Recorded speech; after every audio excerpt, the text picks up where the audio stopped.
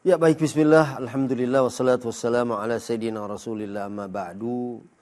Ya kalau kita mencermati tentang udhiyah, penyembelihan, kita kan ada aturannya, falyurih dzabihatahu, artinya bikin hewan sembelihan itu nyaman, ya, tidak ketakutan, tidak tersiksa, supaya dilepaskan dan cari jalan yang tercepat. Ini ya penyembelihan yang disyariatkan saja kita diperintahkan untuk berbuat ihsan, artinya berbuat baik.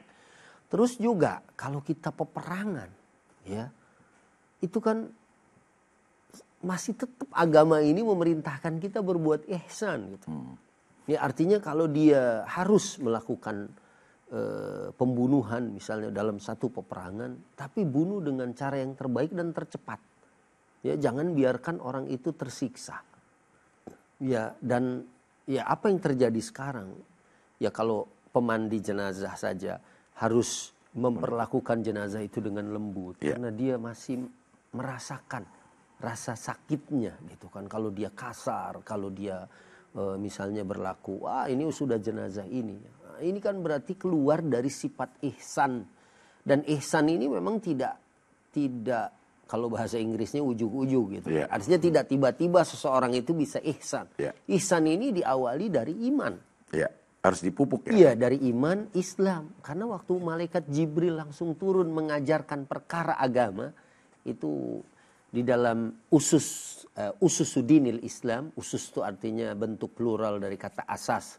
Pondasi-pondasi dari keimanan seorang kan waktu Jibril nanya akhbirni anil Islam, akhbirni anil iman.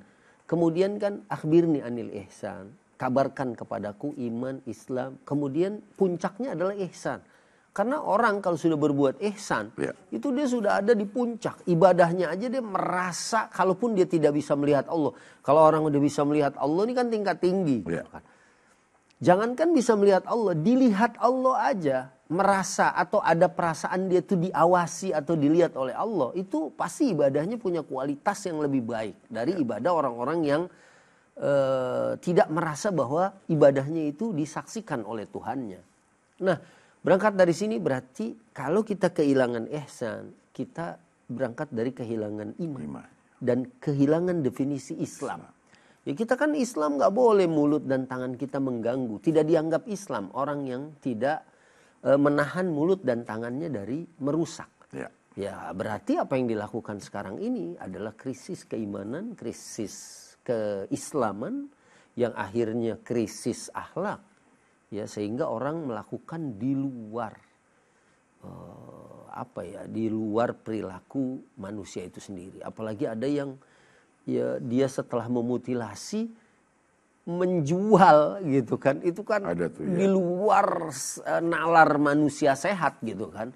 Dia udah melakukan pembunuhan terus mutilasi, mungkin karena dia panik, dia ingin menghilangkan jejak, ya kan, menghilangkan jejak sehingga memutilasinya dengan harapan dia tidak akan, kejahatannya tidak akan tercium gitu kan. Tapi kalau ini kan bener-bener ada gangguan kejiwaan gitu. Ada split personality. Ini memang kejiwaannya memang udah bukan lagi dianggap sebagai jiwa manusia. Itu pasti diawali dari krisis keimanan di awal.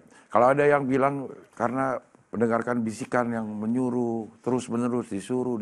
Nah itu sebenarnya bisikan-bisikan yang kita karang sendiri atau memang itu bisikan itu ada? Ustaz? Ya memang kita kan selalu dipengaruhi. Ya tergantung keimanan seseorang itu. Ya. Kalau kita cermati surat An-Nas misalnya, kita tahu kerjaan setan dari golongan jin itu adalah yuwaswisu fi sudurin nas. Ya, artinya dia selalu membuat waswas. Dan kita juga tahu bahwa orang-orang yang beramal baik itu jangankan cuma bisikan kebaikan, malaikat pun akan datang. Ya. Waktu sahabat Hanzalah bertanya kepada Nabi SAW, ya Rasulullah, kita ini kalau dekat engkau tuh kayaknya semangat zikir, semangat ibadah. Begitu pulang kayaknya beda. Kata Nabi,